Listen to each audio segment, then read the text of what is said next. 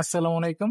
আজকের ভিডিওতে আমি শেখাবো কিভাবে তোমরা এইচএসসি আইসিটি তৃতীয় অধ্যায়ের সংখ্যা পদ্ধতির পূর্ববর্তী এবং পরবর্তী সংখ্যা নির্ণয় করবে। এখানে আমি সকল সংখ্যা পদ্ধতি অর্থাৎ দশমিক, বাইনারি, অক্টাল, হেক্সাডেসিমাল এগুলোর পূর্ববর্তী এবং পরবর্তী সংখ্যা কিভাবে তোমরা খুব সহজেই মাত্র একটি টেকনিকে নির্ণয় করতে পারো সেটি শেখাবো। আমি প্রথমে ডেসিমেল বা দশমিক সংখ্যা দিয়ে বোঝাচ্ছি।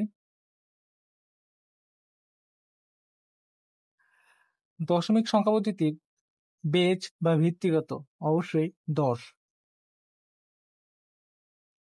সংখ্যাগুলো বা প্রতীকগুলো কি 0 থেকে 9 পর্যন্ত। 0 থেকে 9 পর্যন্ত আমরা প্রতীকগুলো একবার লিখি।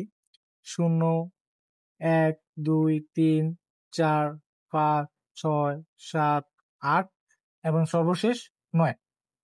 এগুলো হচ্ছে আমাদের প্রতীক। এখন আমরা অনেকে তোমরা দেখবো 0 থেকে 9 পর্যন্ত আমরা যখন সংখ্যা লিখি তার আগে আমরা 0, 1, 0, 2, 0, 3 এভাবে করতে করতে আমরা 0 থেকে 9 পর্যন্ত লিখে থাকি। এই শূন্যটা একটা সিরিয়াল আকারে চলছে না? এটা আবার কখনো গিয়ে 1 হয়, 2 হয়, 3 হয়।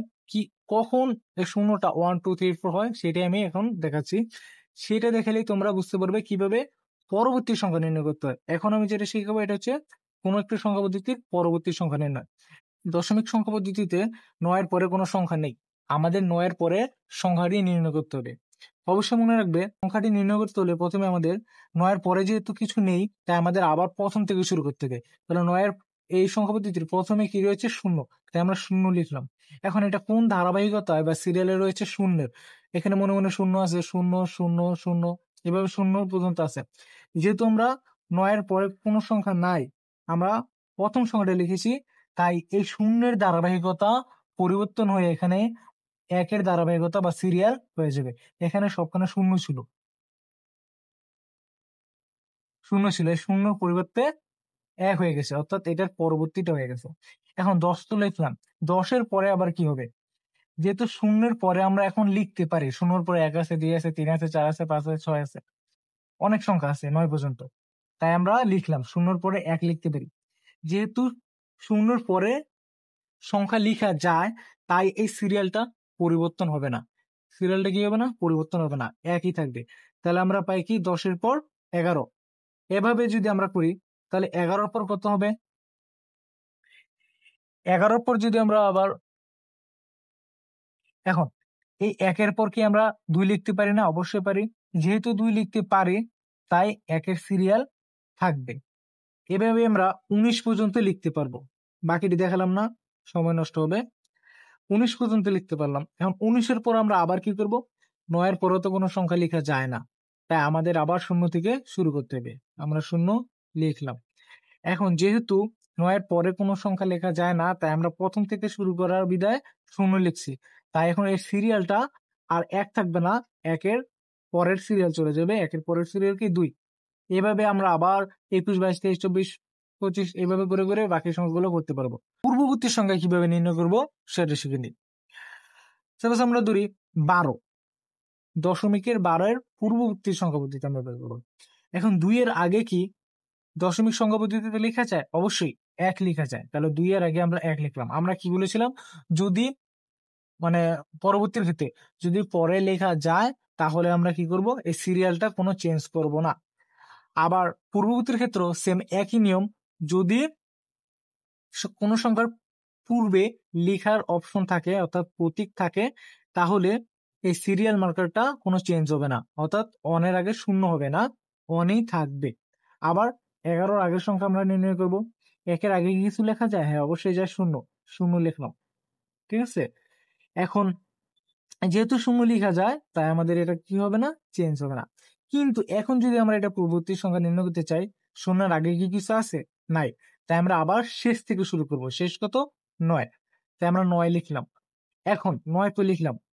এখন কিন্তু আমরা এই 0 এর আগে লিখতে পারি নাই। তাই এই সিরিয়ালটা আমাদের এখন আগের সিরিয়াল আইসা পড়বে, সেটা কি 0। আশা করি বুঝতে পেরেছো কিভাবে তোমরা দশমিক সংখ্যা পদ্ধতির পূর্ববর্তী এবং পরবর্তী সংখ্যা নির্ণয় করবে। ঠিক একইভাবে এখন আমরা বাইনারি সংখ্যা পদ্ধতির পূর্ববর্তী এবং পরবর্তী সংখ্যা নির্ণয় শেখাবো।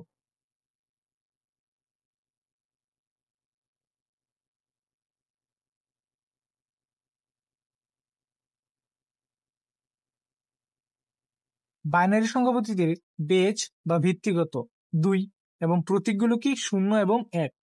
সাপোজ আমি বাইনারি সংখ্যা পদ্ধতির 10 লিখলাম, এখন এটার পরবর্তী সংখ্যা আমরা নির্ণয় করব। শূন্যের পরে কি লেখা যায়? হ্যাঁ, অবশ্যই লেখা যায়। শূন্যের পরে 1 লেখা যায়। যেহেতু 1 লেখা যায়, তাই আমরা এই 1টার সিরিয়ালটা আমরা চেঞ্জ করব না, এই 1 এখানে আমরা লিখে দেব। এখন এই 11-র পর কি আর নির্ণয় করা যায় নাকি? আমরা দেখি, এই 1-এর পর কি 2 লেখা যায়? যায় না, বা 1-এর পরে বাইনারিতে লেখার কোনো অপশন নাই, তাই আমরা আবার প্রথম থেকে শুরু করব। প্রথম কি? 0, 0 লিখলাম। এখন যেহেতু 1-এর পরবর্তী সংখ্যা নেই, তাই এই সিরিয়ালটা চেঞ্জ হয়ে পরবর্তী সিরিয়াল আসবে 2। ঠিক আছে, এখন আমরা 20-এর পূর্ববর্তী সংখ্যা নির্ণয় করব। এটা তো আমরা নির্ণয় করলাম পরবর্তী, এখন আমরা নির্ণয় করব পূর্ববর্তী। যেমন 20 লিখলাম, এই শূন্যের আগে কি কিছু লেখা যায়? না, শূন্যের আগে কিছু লেখা যায় না, তাই আমরা আবার শেষ থেকে শুরু করব। পরবর্তীর ক্ষেত্রে আমরা শুরু থেকে শুরু করছিলাম এবং পূর্ববর্তীর ক্ষেত্রে আমরা শেষ থেকে শুরু করব, অর্থাৎ সম্পূর্ণ বিপরীত। পরবর্তীর ক্ষেত্রে শুরু থেকে এবং পূর্ববর্তীর ক্ষেত্রে শেষের দিকে। তাহলে শেষের দিকে আমরা কি লিখতে পারি? 1 লিখলাম। যেহেতু শুরুতে লেখা যায় না, অর্থাৎ শূন্যের পূর্বে কোনো সংখ্যা নেই, তা আমার সিরিয়াল ব্রেক হয়ে 2 এর জায়গায় আসবে 1। এইভাবে আমরা পূর্ববর্তী এবং পরবর্তী সংখ্যা নির্ণয় করতে পারি।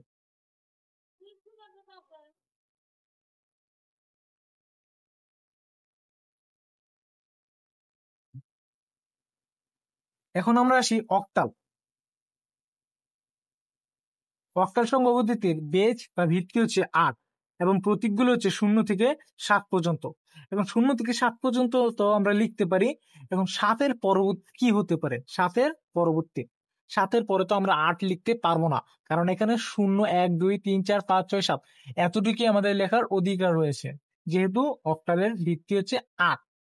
তাই 7-এর পরে যেহেতু কিছু লেখা যায় না, আমরা জানি পরবর্তী সংখ্যা নির্ণয় করতে হলে পরবর্তীটা না লেখা গেলে আমরা প্রথমে যেটা রয়েছে সেটা লিখবো, আবার প্রথম থেকে শুরু করব।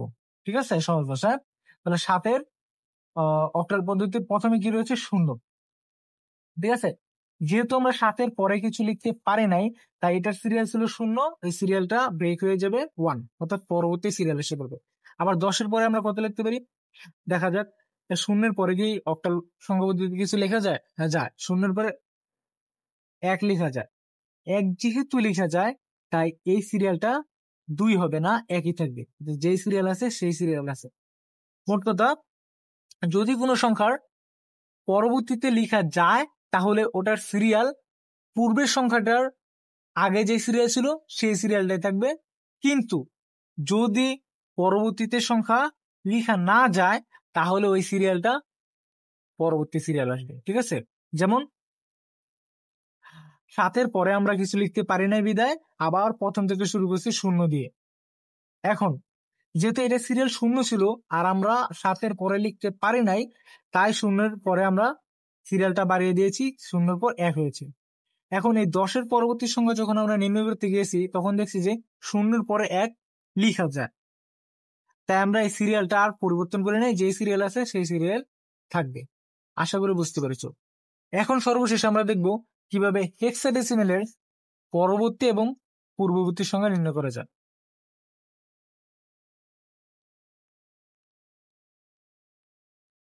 হেক্সাডেসিমেলের বেজ বা ভিত্তি হচ্ছে 16, যেগুলো হচ্ছে 0 থেকে 9 পর্যন্ত এবং এ থেকে এফ পর্যন্ত। আমরা যদি এ এফ এর পরবর্তী সংখ্যা নির্ণয় করতে চাই, তাহলে আমরা কিভাবে নির্ণয় করব? প্রথমে আমরা দেখি এফ এর পরে কিছু লেখা যায়নি। মনে রাখবে, হেক্সাডেসিমেল সংখ্যা পদ্ধতিতে এফ এর পরে কোনো লেখা যায় না, তাই আমরা আবার শুরু থেকে শুরু করব। কি দিয়ে শুরু হয়েছে হেক্সাডেসিমেল? 0 দিয়ে, 0 লিখলাম। এখন আমরা কি এফ এর পরে লিখতে পারি নাই, তাই এ এটা একটা কি সিরিয়াল, এই সিরিয়ালটা কি এ এখন থাকবে? থাকবে না। এ পরিবর্তে কি হয়ে যাবে? বি, অর্থাৎ B0 হচ্ছে গিয়া এফ এর পরবর্তী সংখ্যা। এখন কিভাবে বুঝবে যে B0 এফ এর পরবর্তী সংখ্যা? আমরা পূর্ববর্তীটা বের করি, তাহলে তো হবে। এখন B0 লিখলাম, এই B0 আমরা পূর্ববর্তী সংখ্যা বের করবো। এখন 0-র আগে কি কিছু লেখা যায়? যায় না, তাই আমরা শেষের সংখ্যা দিয়ে শুরু করবো। শেষের সংখ্যা কি? এফ, এফ লিখলাম। যেহেতু লেখা যায় না তাই বি এর আগের সংখ্যাটা আমরা লিখে ফেলবো আগের সিরিয়াল এ। ঠিক আছে, আশা করি বুঝতে পেরেছো কিভাবে তোমরা সকল সংখ্যা পদ্ধতি পূর্ববর্তী এবং পরবর্তী সংখ্যা খুব সহজে একটি টেকনিকের মাধ্যমে নির্ণয় করবে। এটা ক্যালকুলেটরের সাহায্য করা যায়। অন্য একটি ভিডিওতে আমি কিভাবে ক্যালকুলেটরের সাহায্য করবে সেটা নিয়ে আলোচনা করবো। আসসালামু আলাইকুম।